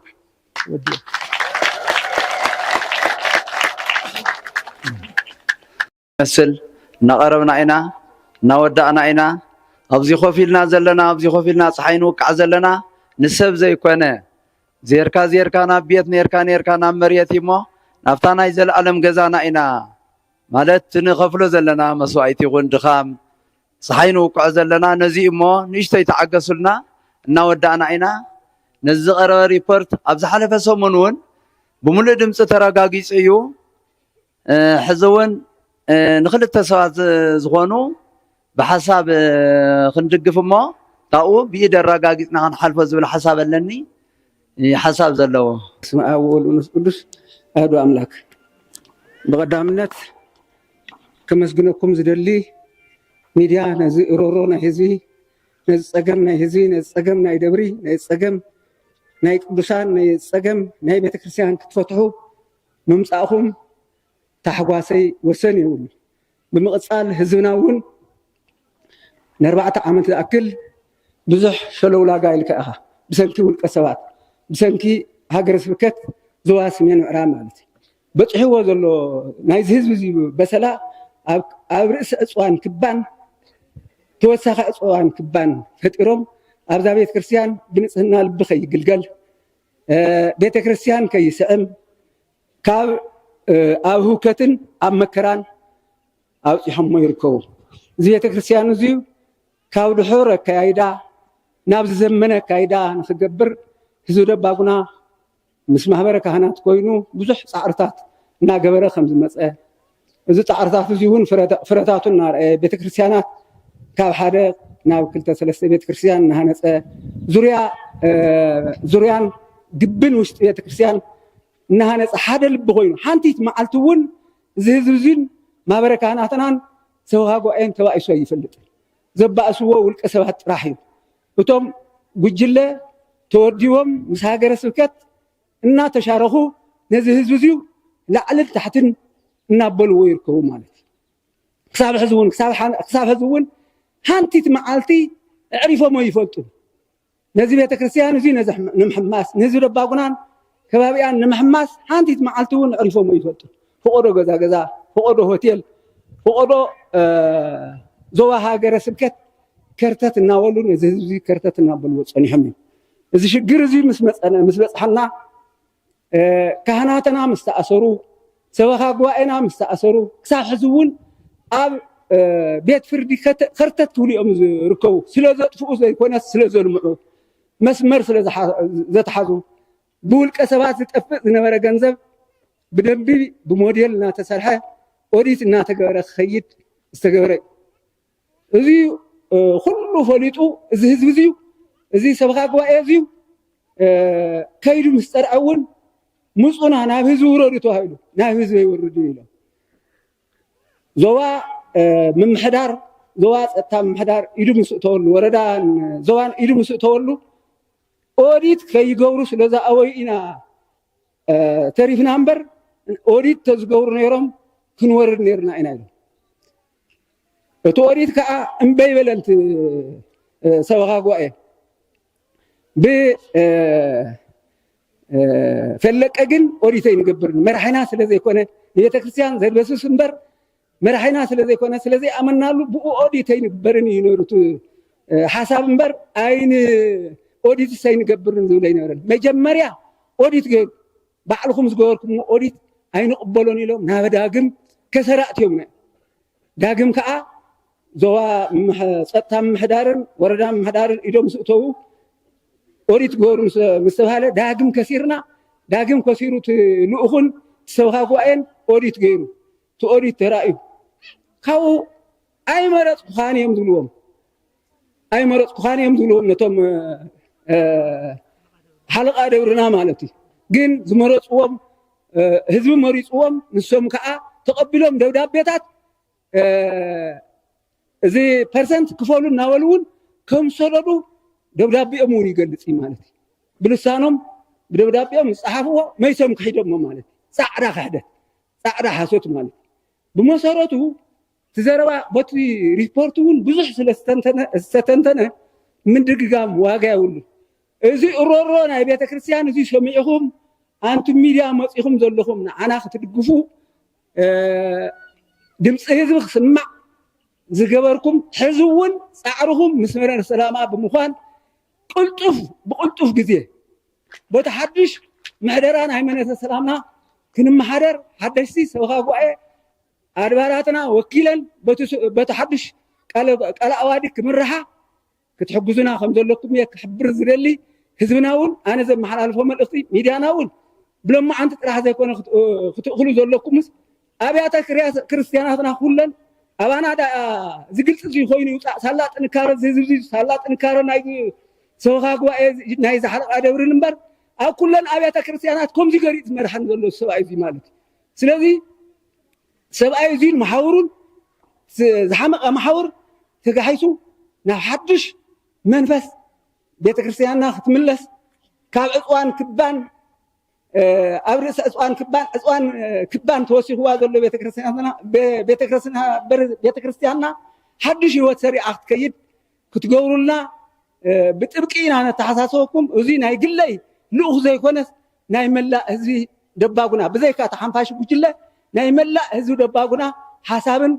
ርእይቶን ናይ መላእ ማህበረ ካህናትና ርእይቶን ሓሳብን እዩ ማህበረ ካህንና ሓሚሙ እዩ ሓጉሉ እዩ 24 ሰዓታት ኣብ ግልጋሎት እናወዓለና ሓደረ ካብ ግልጋሎት ወፅዩ ናብ ቤት ማእሰርቲ ኮይኑ ናብርኡ ካብ ግልጋሎት ወፅዩ ኣብ ክንዲ ዘገልገለ ብዘውደልደሉ ካብ ዝመከራ እዚ ክወፅእ ክትሕግዙና ከም ዘለኩም ደጋጊመ ዘተሓሰበኩም ህዝና እውን ፀኒዕካ ክትቃለስ ንእምነትካ እየ ዘተሓሳስብ የቀኒየለ ሽሞይ ኣለቃ ጉዕሽ ገብረ ቃል ይበሃል ነባርነተይ ወረዳ ከተማ እንዳባጉና ቀበሌ ዘርሓዶ በሃል ነባርነተይ ቀበሌ ሓደ መንደር ሓደ ጽቡቅ ተፈጢሩ ዝኒእ ዝበሃል ዘሎ ችግር ከመይ ትገልጾ? እሺ ተፈጢሩ ዝኒእ ጎንፂ ብጣዕሚ መሪርን ዕረን መሪርን እዩ ዳባጉናና ንሕልፈታ ኣነ ንባዕለይ እንታብ ዝውለድ 65 ዕድመ ገይረ ኣነ ንባዕለይ ማለት እዩ ኣብዚኣ ተጠሚቐ ኣብዚኣ ተወሊደ ምንም ለውጢ ይነበራ ኣብዛ ሕጂ እዋን ግን ለውጢ ብዙሕ ለውጥታት ምስተረኸበ ኣብቲ ዝነበረ ዝሓለፈት ዝነበረ እውን ብዕሸላ እናሃለወት እውን ተሰሪቑ እያ ተወሪራ እያ እናተባሃልና ተጨቂና ተሓሚስና ንኸት ዝነበርና ኢና ኣብ ሕጂ እዋን ግን ለሚዓ ከቢራ ጽቡቕ ሃይማኖት ተመሪሑ ህዝበይ ቆልዓ ይኹን ዓብይ ናብ ቤተ ዝሄሩ ተጸጊዑ ሕጂ ግን ስለ ዝለምዐ ድልየት ናይ ሃይማኖት ዘይኮነስ ድልየት ናይ ገንዘብ ጥራይ ስለ ዝኾነ ብጣዕሚ ተሓሚሱ ህዝበ ክርስቲያን ተበጀተ ባጀት የብልን ጳጳስ ኣይበጀተልና መንግስቲ ኣይበጀተልና ህዝበ ክርስቲያን ቆልዓ ይኹን ዓብይ ይኹን ኩሉ ታዕሪፋ ክልተ ታዕሪፋ እንዳበለ ዘውደቆ ገንዘብ ተዋህሊሉ ናይ ዝሞቱ ናይ ዘለውን እናገበረ ልምዓት ዓዲ ብወዲ ዓዲ ተባሂላ ትዝረብያ ኩላ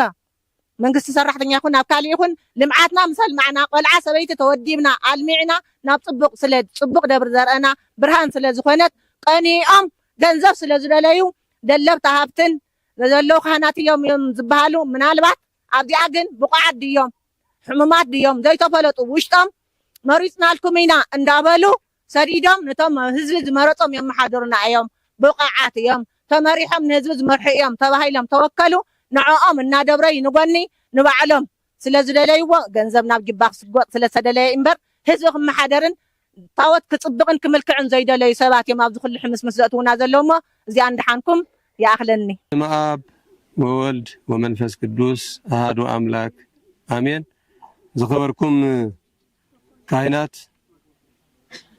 አየንተ እግዚአብሔር ዲያቆናት ላይካነ ቤተ ክርስቲያን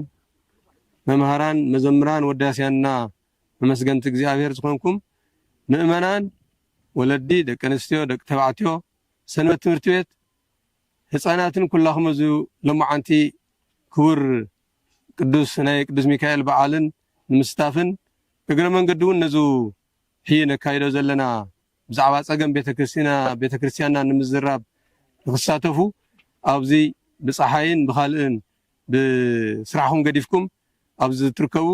ህዝበ ክርስቲያን ሙሉእኹም ዝሓንዳ ሓዲራትኩም እግዚአብሔር ይመስገን እሞ እንታይ እዩ እቲ ኩሉ ክግለጽ ፀንሐ ኩሉ ሓቂ እዩ ክብል እየ ዝደሊ ኣነ ኩሉ ሓቂ ኣብዚ ቤተክርስቲያን ዝበፅሐ ጉድኣት ኣብዚ ቤተክርስቲያን ዝበፅሐ ሽግር እዩ ዝግለጽ ዘሎ ዋላ እኳ ይኽፋኣና ንፀበ ስራሕና ገዲፍና እምበር ክንገብሮ ዝግባአና እዩ ቤተክርስቲያንና ኣብ ፀገም ወዲቓ ቤተክርስቲያን ናብ ሽግር ወዲቓ ንሕና ከምዘይ ሰማዕናን ከምዘይ ረኣናን ገፅና መሊስና እንተኸድና ፅባሕቲ ጉድኣት እውን ናባና እዩ ብስሩ እውን ክርስቲያንነትና የረጋግፅን ግልጽ ኮይንና ተረዲእና ሓቂ ፈሊጥና ኣብ መን እያ ዘላታ ሓቂ ኣብ ገጽ እያ ዘላታ ሓቂ እውን ፈሊጥና ኢና ንሕና እውን ዝመስለና ናብቱ ሓቂ ዝበልናዮ ወይ ናብቱ ትክክለኛ ዝበልናዮ ሓሳብ እምነትና ክንገብርን ወይ ድማ ክንድግፍን ክንሕግዝን ዝግባአና እዚ ስለ ዝኾነ ኢና ንዛረብ ዘለና ማለት እዩ። እሞ ኣነ ሽመይ ኣታክልቲ ወርቅነህ ይበሃል ኣብዚ ከተማ እንዳባጉና ተወሊደ ዝዓበኹ እየ ካብ ከባቢ 27-26 ዓመት እውን ናብዚ ቤተክርስትያን እዚ ብኣባልነት ዕድመ እናሃለኹ ብኣባልነት ኣብዚ ቤተክርስትያን እዚ ብዙሕ ዘገልገልኩ ወይ ድማ ተለኣኩ እየ ህዝቢ እዚ ልኢኹኒ ዝሓገዝኩ እየ። ንኣብነት እዚ ቤተክርስትያን እንዳ ማርያም ዝነበረ ኣሪጉ ናብዚ ሕጂ ኣብዚ እኒሀ ቤተክርስትያን እንዳ ማርያም ክንሰርሕ ተለና ኣነ ቅድሚ ምስርሑ ኣባል ስበካ ጉባኤ ኮይነ እዚ ኣብቲ ቤተክርስትያን ዝነበረ ዘይምዕሩይ ምምሕዳር ሙሉእ ብሙሉእ ቀይርና ናብ ትክክለኛ ዝኾነ ገንዘብ ብዘይ ሞዴል ስብሰብ ነበረ ናብ ሞዴል ጥምቀት ይኹን ካልእ ይኹን ኩሉ ስራሕቲ ዝግበር ነበረ ናይ ቅድሚ ነበረ ካይዳ ናብ ኩሉ ቀይርና ደሞዝ ካህናት እውን ካብ ብንጀራ ናብ ብቅርሺ ተወሰነ ሓገዝ ንኸውን ኢልና ኣብ ዝሰርሕናዮ ስራሕ ኩሉ ኣብ ኩሉ ኢደ እቲ ዝሰርሕ ነበርኩ ሰብ እየ። ስለዚ ታሪክ እዛ ቤተክርስትያን እዚኣ ካብታ ኣነ ዝፈልጣ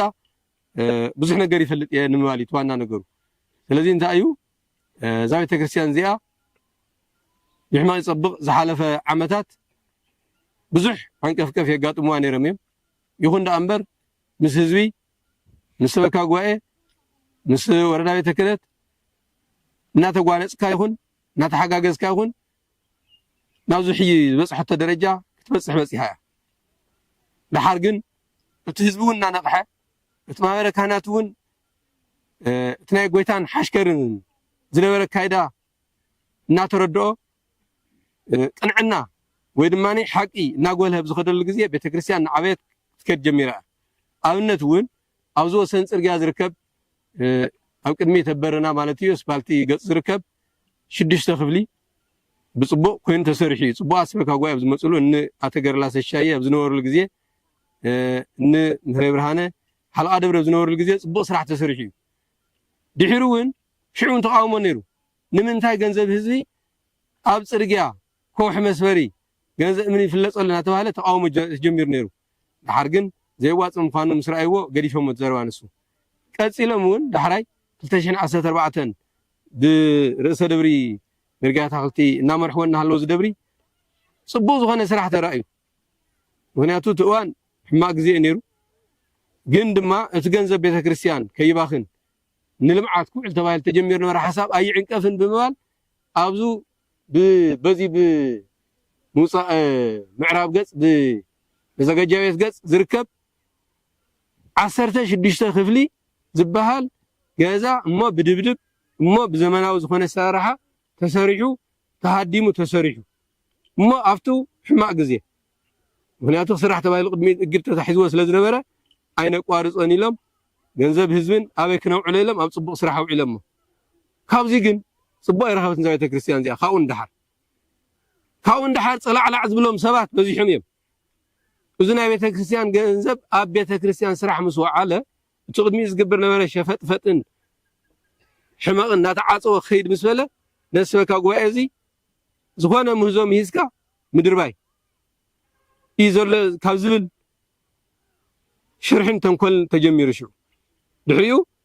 ሓንቲ ወይ ግልፅ ነይሩ ብሹም እንዳገር መንፈስ ቅዱስ ብሹም ምድማር ተባሂሉ ዘረባ ተጀሚሩ ኣቋሪፆም ግና ምንታይ ኣትዮም ናፍታ ዝደልይዋ ውሳነ ኣትዮም ታ ምክኒቱ እንታይ ኮይና ንደምሮ እንዳ ኣብና ቤዝ ግንዳ ማርያም ንኢሎም ንምንታይ እቲ ምድማር ተደልዩ ነስበካ ጉባኤ ኣፍሪስካ ካልእ ስበካ ጉባኤ ንምምራፅ ናትካ ዝእዘዝ ገንዘብ ህዝቢ ዘባኽን ንዑ እናበልዐ ንዓኻ ዘብልዕ ሰብ ንምእታው ግን ነስበካ ጉባኤ እዚ ነፍርሶ እዮም ኢሎም እቲ ሰበካ ጉባኤ ግን ብእዋሙ ፀኒዑ ንሕናት ምድማር ኩመይ ንቕበለን በለስልጣን ካባ ስልጣንና ማይ ንህብን ህዝቢ ይሂውና ነዝሃበና ህዝቢ ኣውደ ምህረት ተመርፀ ኣባልና ንርክብ ክነውርድ ተኮይና እውን እምበር ንዓኹመይ ንርክብን ኢሎም ብጣዕሚ ዝሕዝን ጉዳይ ቤተክርስትያንስ እንዳእሙር በዓቲኣ ዘይከደት እምበር ቅሳነት ቤተክርስትያን ወረዳ ኣዳራሽ ሕክምና ሆስፒታል ኣብዚ እናተኣከቡ ውልቀ ሰባት ነንባዕሎም እናተጠቃቀሙ ጉዳይ ቤተክርስትያን እናንሰርሕ ዘለና እናበሉ እስካዕ ክንዲ ፅዒሮም መወዳእቱ እውን ከምቲ ዝበልክዎ ውረድ ኢሎም ባዕሎም ሸይሞም ሰባት ንሕና ንፈልጦ ሕጊ ቃልኣድ እውን ነተምሳና ኣብዛ ኣውደ ምህረት ተኣኪቡ وتنا يسبخها حزب تأكيب إيو مراحي زمرصن زوردن زغمغمن امبر كال حزبي تاب كال دورم صيخا بسرون وكلنا زيولو نتهزو غبر زغبو اسرح سبات تحراريم يوم شمت شيمم هل ادبر يترف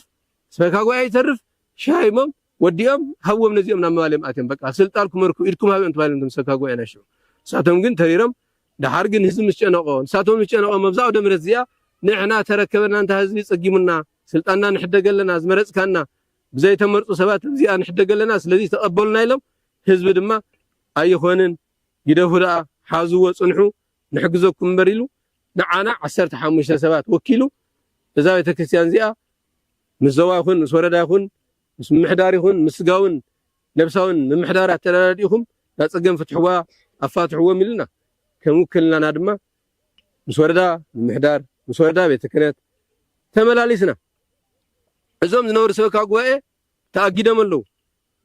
تخصيصم شو تخصيصم كسم مسريتون بغيا تايم غيرم غن حدا زي موديل نايت كريستيان زي كونه ناي دغ موديل غيركم قريصكم غنزب توهايلم 2014 13 زي فل سبيلن محدرا ناي بيت كريستيان زواي يكون وردا يكون فريسو كل هادي مبزنور لساعات تصقمنا وسريحنا تاغنا ورصنا حزب غنزب بمتاي درسينا هب حزب يلم ملسم يوم اتزون ابزاو دمرت زي اكون افتا ادراش تغبرت بس እንዳውና አብየዝግ ወኪላትም ተባይሉ በህዝብ ተባይሉ ይሰብሰብ ተባይል ተገብረ አሄባ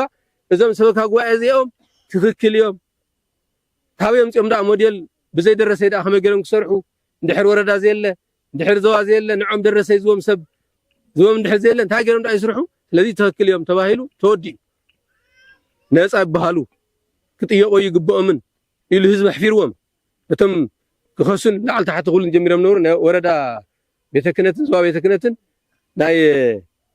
اب مالت زوكلم زيولم حزب وكيلنا ازول سباتن حمشة سباتن لذي محفيروم تذكر اليوم تايزي قبرو سلذي بنص سنوات اليوم دحريز كحيب كسلو نمرقها تاوتي نمرقها دمكه ني كشديسو كشلول ني شامبل ازيهم كلهم تخيسملو ابيت فرديم كل زبلوم زلو من يوم ددحريم يخدلو نايز عدينا وكيلاتنا بحال حزب زي وكلو ابيت فردس مسوم دويلم زبحال وسمعوا كفروديا كسرو تحققين قلصي تحقق قلصي صقيموم حزبهم نص አይልዎም حق አላው አድዝ ብለውን መጀመሪያ ሪፖርት ይቀርብ ድህር ሪፖርት ማ ህዝቢ አናይታ ደብረ ነባሪ ህዝቢ ውሳኔ ይወልይ ዝሎ ውሳኔ ማለት ታዩ ትክክሊት ሪፖርት ወድማ ጥፋት አለዎ ስለዚህ ዝሕተም ተኮይኒ ሓቶም ዘመስግኖም ተኮይኒ መስግኖም ህዝቢ ግን መስጊንዎ ህዝቢ ዝሃቦም ውሳኔ ገዲፈም ግን በስልጣኖም ሰባት ዝይገብርዎም ይዕልሎ ይخصዎም አለ ሕጂውን እዚ ጌርና አይተረፍናን ለዘን ሰካ ጓያም እዚኦም ገዲፍና ባር ንሕናማ እንድሕዳ ዘን ሰካ ጓያ እዚኦም ብግድን በክስን እንድሕር ተተሓዙ ደብረና አይዕጾን ኢልና ሰለስተ ወር ምስተዓጽወ ናይ በዓልና ሰካ ጓይና ንምርጽ ፈኦድልና ኢልና ካሊ መረጽ ኢልና ዘዋ ደኺምና ወረዳ ደኺምና ብዙሕ ሕድክመምና ኩሎም ልዕሊ 5 እግርስ ንዘዋ ኸድና ኢና ግን ክንፈትሓ ኢና መጺና በዓልትና ነቲ ህዝቢ ጠይቕና ኣብቲ ምድማር ድሌቱ አብተኻል ድሌቱ ጠይቕና በዓልና ኢና ንወስና በል መዓልቲ ቁረጹ መዓዝን ክትመጹ መዓልትማ ምሰባታችን ባ ተዘራሪምና ምስ ኩስተባ ተዘራሪምና በዓልና ወሲና በጓያ ይዝውሰን ወሲና ክንመጽና ይብሉ ግን ሓንቲ መዓልቲ ይመጹና ምስ ጸገበና ግን ንምረጽ ኢልና ህዝብና ምስ ወሰናየ ወረዳይ ተክነቱን እቲ ጉዳይ ተረዲይዎ ፍላይ ሽዑ ርእሰ ደብረ ብርሃ ናይቲ ወረዳይ ተክነት ሓላፊ ዝነበሩ እቲ ሓሳብ ተረዲይዎም داي تغاغو انت هليو اتا حساب ترديوم تمرص يزلوا مسيلنا نيريو يدمريلنا نيرنا انا دغيفنا يوم نيرنا انا جين ترى انا حزب يتقبلن حزب يتقبلوا محبر زي تقبلوا سوتاغوا زي تقبلوا مدمار زبال تكلي كونن يمرص لا يوعليلم ابزا او دمرت زي ابزا او لعزيا قريبم ثلاثه وكيلات سديدم لا وردا بيتكنت معناتيو سديدم ወረዳ በሐቀይ ሰካጓያና መሪጽና ሰካጓያዚ ጽቦና ማሐደረ መጽ ጀሚሩ ሽዑ ዘዋቤ ተክነት አይመሞ ነረም ድሕሪ ግን ከውጽል ላይ ከአሉን ስኺሎም ወነ ኮነን ተቀብለሞም سبكا قوي خيرم كابزي نحنا هزي مريصنا كمزي إنا إلهم نجرمم صبو ناي سراح زبن يقول لكم تقبلناكم لنا إلهم ون تقبلهم جن تايا ومن أفلطوا وهابي ملسي نوردا بتكنت زلا تعمل سجن لا أخلهم صنيحهم لعن خلت عامة فرقان ملسي هاو صنيحهم دحنا خلت عامة فرقان جن أين فلتكم من حلقة دوري أنا الشمكوان أنا الشمكوا سلزي الشمكوا ألقى غير له يلقى الليلم تأمسيا تشجر زي أزبلت كاب سلطانم وصائي وردا بتكنت بسلطانم شيمم وردا بتكنت مش شموجن حلقة دوري يخون سبكا قوي يخون أين قبلوا من نتم ولك ساعات وين قبلوا من بسرون حق يكونن نسخم يكون كنت مرسلنا حق على وادي وردا بتكنت كنمرس تخوينا وين بعلنا أنا نقاوم لازم وردا فريسهم قال وردا يوم إلى مثل جوار والسرح وردا فريسهم قاوم تخوينه بعلنا أنا نقاوم نهنا إن أنا وكلم بر نسخاتكم الشام كلنا أين قبل حق على وادي فقدون يملمهم زي أصل زولهم نتابع كريستيان نمبتان نمنا وردمم مرجتا زكرياس وين ما نمر زكرياس كاب حلقة دبرنت أوريد يلهو أجيد يلهو كنتون تطوبل يلهو أبزخنا قلقالت كي يركب بيتكريستيان كي يقلقل تقلا لا تدرار أجد مرجتا زكرياس ليهم لهم تاوجن جنزون تأجيدو بيتكريستيان جنزون كين كاساس نمنتاي تحق وزع سلزكركم نمنتاي دا حزب زي مرص أزيد الله زلوا حزب أنت مريض هو نحزب يخجل حزب ولا يخبر زوان أنت مريض وجن وكلنا زوان توكل وجن نسلم زول وطرح يخبر تورد على تكلم زي أنا خير ترفهم قلنا من تأتيهم زي أخبريهم نبل خاتيهم ونياتو وسانيتيا حزب مريض أنت خين حزب سلز مريض أنت سبك أقوى أزيهم حزب مريض أنا حزب نبي لما أيون سلطانهم زي أخوينا إتا خالي تكنتايا دحريو زي كي أكل أجد كي أكل نملعن تقلبيتهم أو كندي ممر زكرياس كلا حلقة دوري بسرو تحق على واد زي إزوزة بسرو تننوا تعمي زحزن حلقة دوري خمرت تلو تهزمين تمحبرني زمرصة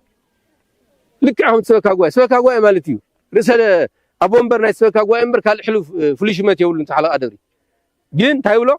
تي بس مرة خمرت تلو تم تعرفوا حلقة دوري جين بيفا أب حزبي محبرني مرص أوله سلذي محبرن حزبن زي مرصه كم محبر حدث بملميلم نعوم حيون ناتهم تأزاز زفصم ناتهم تكبار زفصم سبب ما حدث شيء ملكم الله خيلهم ما زي يقبع سب سيده زي تمرص سب حيون أين قبلكم مني اللي تمحبرن تو سبك أقوال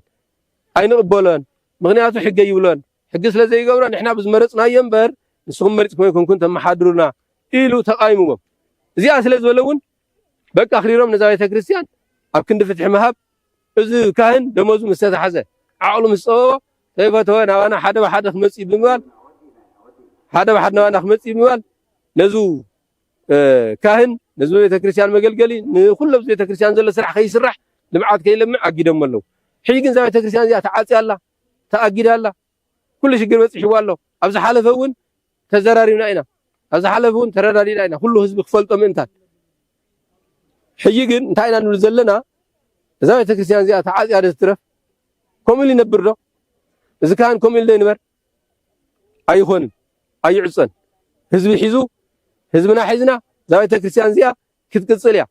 كتكفتيا كسرحيا بسبب تعاطي الله منياتو دمز نحزي تغفيلو سرح نحزي تزريحو سبك أقوى يسرح يسرح نزله لذيكن كم إلاش نبرن انتاينا هنقبر مفتحي كنا أمتي زقبانا مفتحنا أمتي زقبانا كم ناتي مفتح جن أنا إذا حاسبكوا زيز بزين تتقبلوا متى بعلتم إسكاب نحن أيو محدرنا أيو إلى مسكع زقبلنا نحن بترجعهم طريقنا هنا زواخدنا هنا عن توت سلة جلس أيمر زواخدنا دخيمنا هنا أين توكم لمنا وأوزي متى مون تواهلم يمسألهم مستواهلنا ون نخيد ننقرهم إلنا هنا وصلنا تواهلنا وصينا هنا تذهب كنا وكلنا مالتي كين سرحلو كلا يكونن كلا علماء يقولنا قريبنا بيت كريستيان بحج بيت كريستيان مرحوا نمنتاي تبلاشو نرادا شجر تهاليو نحن عايزين نفلطون صقم كيهلو خردونا لنا قريبنا كاين نريهم يلومنا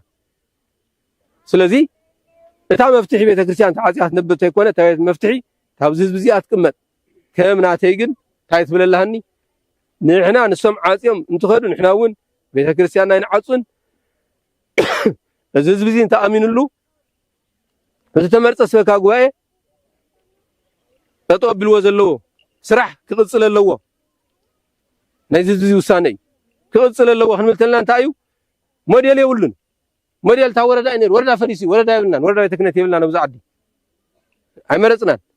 ወረዳ ይክፈና ዝግብኦ ወረዳ ይብልናን ግን ሒ ሞዴል እንታይ ጌርና ንስራሕ ንሰበካ ጉባኤ እዚኦም እንታይ ጌሮም ይቅበልዎ ገንዘብ እዚ ተኣሚኑሉ ግን ናይ ባዕሎም ሞዴል ስሪሖም እስካብ መፅኦም በዓልቶም ንሕና ኣይና ንመርሓኩም እሂን ተባሂሎም እስካዕ ዝራድኡና ናይ ባዕል ሞዴል ገይሩ ክሰርሕ ኣለዎ እዚ ህዝቢ ከኣምነሉ ኣለዎ ካልኣይ ስርሖም ክቕፅሉ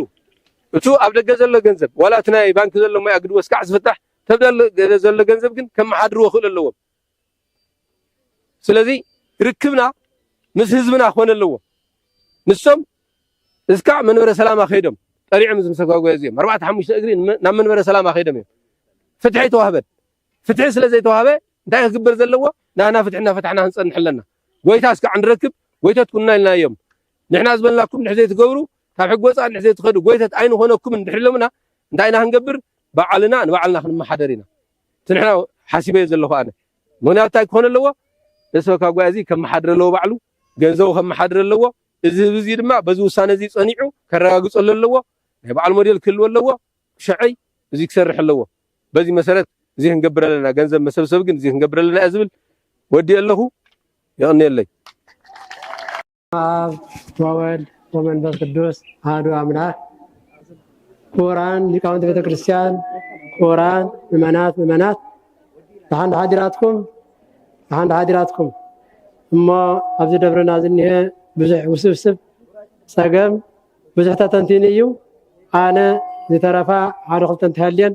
ሕፅረ ቢል ክናገር ዝኽእል ምክንያቱ ኣጉሊና ንፈልጦ ዘለና ሕጊ ቃል ኣዋዲ አንቀጽ 59 እንታይ እዩ ዝብል ደብረ ሓለቃ ይኹን ሰጓጓያ ይኹን ህዝቢ መርፆ ህዝቢ መልሚል የቕርቦ እቶም ኣስመራጭ መልሚል የቕርቦም ህዝቢ ደሞ የረጋግፆም ብድሕሪ ምርጫ ምስ ተወደአ ናብ ወረዳ ቤተ ክህነት የፍልጡ ወረዳ ቤተ ክህነት ንሃገረ ስብከት የፍልጥ ሃገረ ስብከት ኣፅዲቁ ሰድድ እያ ተሓጊ በዛ ሓጊ እዚኦም ደሞ እቶም ዝኔው ብኣዮም ተመሪፆም ብኣዮም ዝሰርሑ ፀኒሖም ወረዳ ኣመሓዳሪ ትብል እውን ወረዳ ኣመሓዳሪ እውን አንቀጽ 31 ቃል ኣዋዲ ዝናገር ኣመሓዳሪ ተኮይኑ እውን ህዝብን ማህበረ ካህናትን በቃ ናይተን ዘመሓድረን ዘሎ ኣድባራት ተወከልቲ ህዝብን ካህናትን ተኣኪቦም ይመርፅዎ እያ ትብል ካብኡ ግን ብድሕሪኡ ሃገረ ስብከት ተቐቢሉ ኣፅዲቁ ይሰድድ እያ ትብል ሕጂ ዝኸይድ ዘሎ ብሃገረ ስብከት መፀና ዘሎ ግን ኣካይዳ ግን ወረዳውን ባዕለየ ዝመርፆ ህዝቢ እንታይ ኣትይዎ ሓለቃ ደብሩን ኣነ ዝመርፆ እንታይ ኣትይዎ ተደልየ ወርዶ የድይቦ ሰጓጓያ እውን ተደልየ መርፆ ተደልየ ወርዶ ባዕለየ እዩ ሃተይ እዩ ሕጊ በጠስ እዮም ዝኸዱ ዘለዉ ምክንያቱ ሕጊ ተዘይኽቢርካ ሃገር የለን ዓድና ተናዊፃ ዝኔቶ ብትንትን ኣትያ ዝኔቶ ሕገ መንግስቲ ብዘተሓሰ እዩ ሕገ መንግስቲ ዝጥሕስ መንግስቲ ምስ መፀ ዓዲ ተበታቲና ሕጊ ቃል ኣዋዲ ትተሓሰለ ደሞ ቤተክርስትያን ተሓሚሰ ሕጂ ግን ሰብ ዓለም ዘለኻ ዓዲ ዘላ ቃል ኣዋዲ እንትብላ እውን በብግዜ እናተመረፀ እናተቐየረ የመሓድር እያ ትብል ሽግር ተልይውን ይግምገም እያ ትብል እዚኦም ግን ዘለዓለም ናይ ትውልዲ ስልጣን ሒዘሞ ከም ድላዮም ይገብሩ ኣለዉ ሕጂ እውን ናውነ ክምለሱ ኢና ነተሓሳስብ ኣቦ ክንብልስ ተሓፍር ኢኻ ናይ ኣቦ ኣካይዳ ይኮኑ ዝኽእሉ ዘለዉ ሓደ ኣቦ እንኳን ናይ ነፍሳዊ ኣቦ ስጋዊ ኣቦ እኳንስ ንደቁ ማዕረ ገርኢ ዝርኢ ክልተ ደቁ ተተባሂሶም ናይቲ ሓደ ወዲ ሰሚዒ ፈርድ ዘይኮነ ናይቲ ሓደ ወዲ እውን ናይቲ በዲል ዝበሃል ዘሎ ኣቀራሪቡ ሰሚዑ ናይቲ ዝሕሱ ዘሎ እንተኮይኑ ተመሊሱ ንዕ ይቆፅዖ ናይቲ ሓደ እንተኮይኑ እውን ይቆፅዖ ገሪሑ ናብ ሰላም ይመልስ እዩ ፈልጥ እዚኦም ግን ናይ ኣቦ ናይ ነፍሳዊ ኣቦ ክንብል እናበልና ክንዲ ትስጋዊ ኣቦ እውን ኣይኮንን ናይ ሓደ ወይ ናይ ሰለስተ ሰባት ሰሚዖም ነዛ ቤተክርስትያን መዓልቲ ሓደ ግዜ ሰብ ሓደ ግዜ ጋገይ እንተደጋጋማይ ግን እናተጋገይ ዝነብሩ ዘለው ግን ናውነ ይመልሰና ፈጣሪ ናይ እውነት ኣቦ ይግበረና ታብቱ ናይ ጥፋኣት ኣቦ ናይ ሕመቕ ኣቦ ዝኾኑ ዘለው ናውነ ተመሊሶም በእውነት ኣቦ ብምዃኖም ነኽብር ኢና እቶም ናይ ማእኸላይ ሃገር ኣቦታት ንፀሎም ዘለና ሳይደ ገይሮም እዮም ኣብ ርእሲ ሰባት ሕመቕ ፍረድ ስለ ዝኣዘዙ ኮይና እዚኦም ነቦ ንምንታይ ኣብዚ ቤተክርስትያን እኮ ብዙሕ ደካማ ኣሎ ብዙሕ ሽማግለ ኣሎ ነዛ ቤተክርስትያን ኣሚን ተፀጊዑ ክንደይ እዩ ዘሎ ብዋርድያ ይኹን ብምንኩስና ይኹን ብኣገልግሎት ይኹን ብተፈላለየ ተፀጊዑ ለዛ ቤተክርስትያን ፀጊዑ ዘሎ ክንደይ ደካማ እዩ ነዚ ደካማ እዚ ግን ሞቴን ፈሪዶም ልኮ 4 ወርሒ ዝኣክል ብጥሜት ንበር ማለት እኮ ናብ 50 ወርሒ ማለት ሒዙ ዘሎ እዚ ማለት እኮ እንታይ እዩ የድሕንዎ ድዮም ዘለው ይሽልምዎ ድዮም ዘለው ንምንታይ ትክክለኛ ናይ ኣቦ ትክክለኛ ኣቦ እንተኮይኖም መፅኦም ንዕደቀይ እንታይ ይሽግሩ ኢሎም ኣብ ፀፍፀፍ መፅኦም እንኳን ተነጊሮም ብድምፂ ሰሚዖም እውን ናይ ነፍሲ ኣቦ ስለ ዝኾኑ መፅኦም እንታይ ይሽግሩ ኢሎም ሰሚዖም ኣድሚፆም ህዝቢ እውን ኣይትደናገር በእውነት ንሕና እኮ ኣይንሓልፍን ካብዞም ኣባልና ካብዞም ተጓጓኦም ሽግር ክህሉ ይኽእል እዩ ግን መፅኦም እዚ ይሽግሩ እዚ ሽግር የሎም ኢሎም ተዘራርኡና ምስ ህዝቢ ተዝማየጡ ንሕና እውን ኣሚንና ትሽግር ዘለዎም ነጃቶም ኣጠንቂቕና ኣብኦም ዘሎ ሽግር እውን እዚ ሽግር ዘይኮነን ወላዲና ኢልና ናብ ሂወታዊ ኑሮ ክንኣቱ ናብ ሂወታዊ ጸሎት ክነኣቱ እዚ ዝገብሩ ይሓይሽ ነይሩ ሕጂ እውን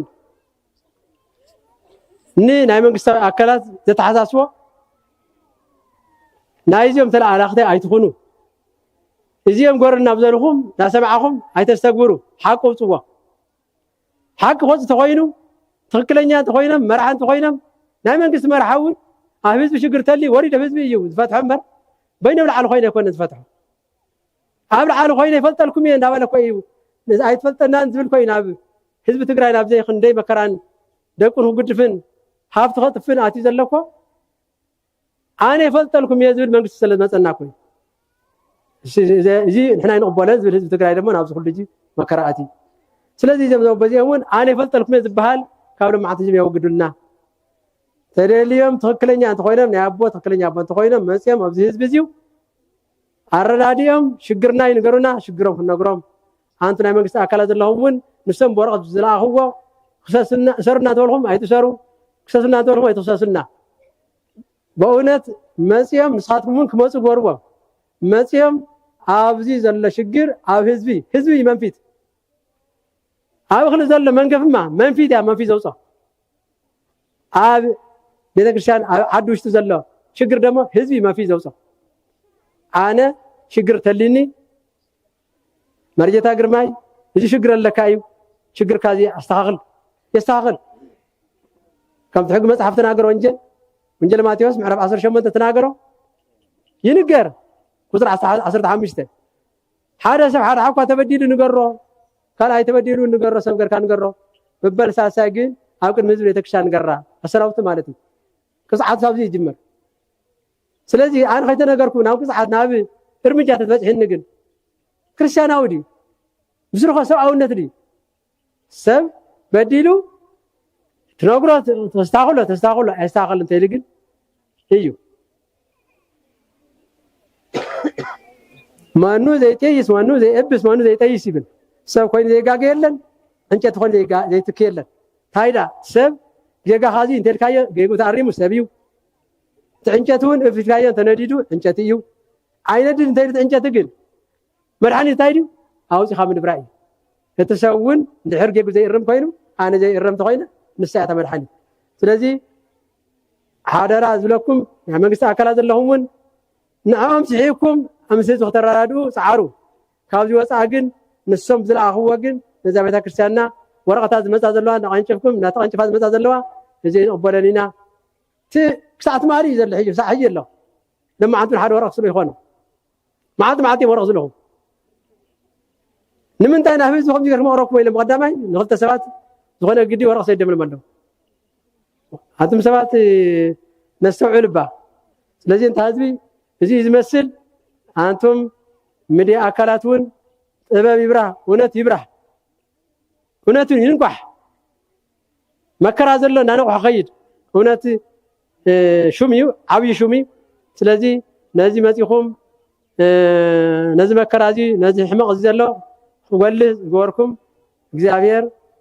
የማዕብልኩም የዳብርኩም እቲ ዝኔው አቦታት ይኹኑ ካልኦት ይኹኑ ዝጋገ ዘለው ሰባት እውን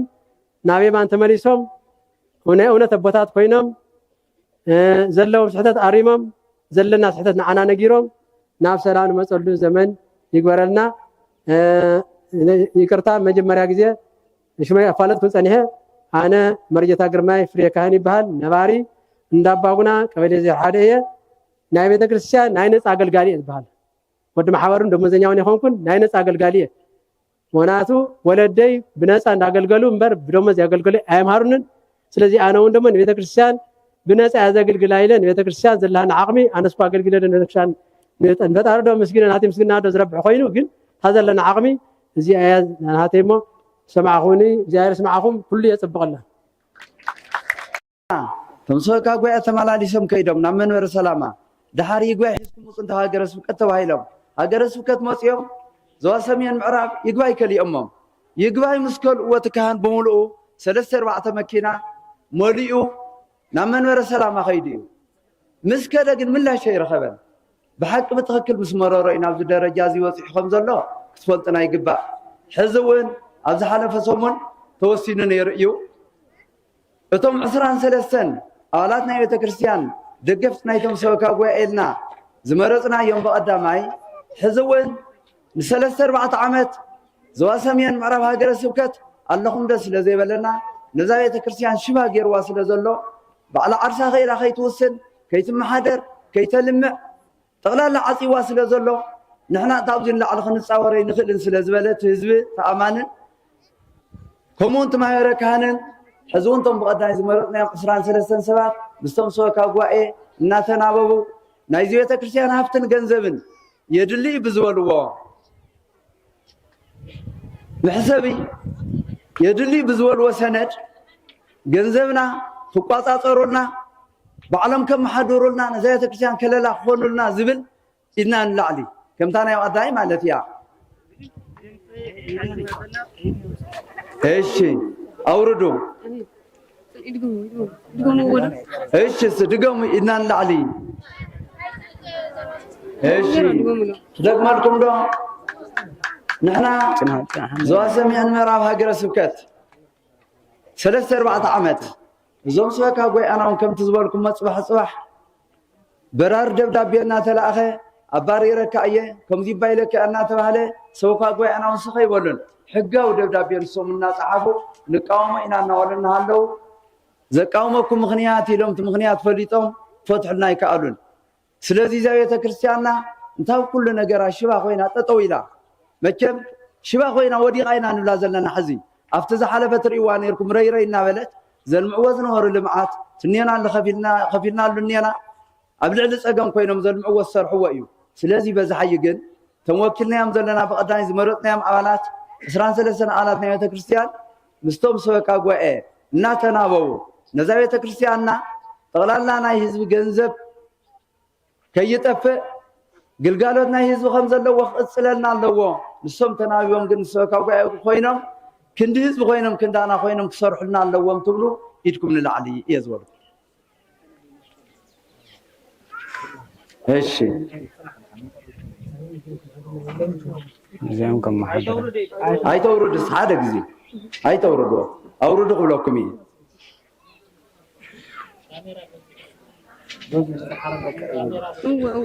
ችግር የለም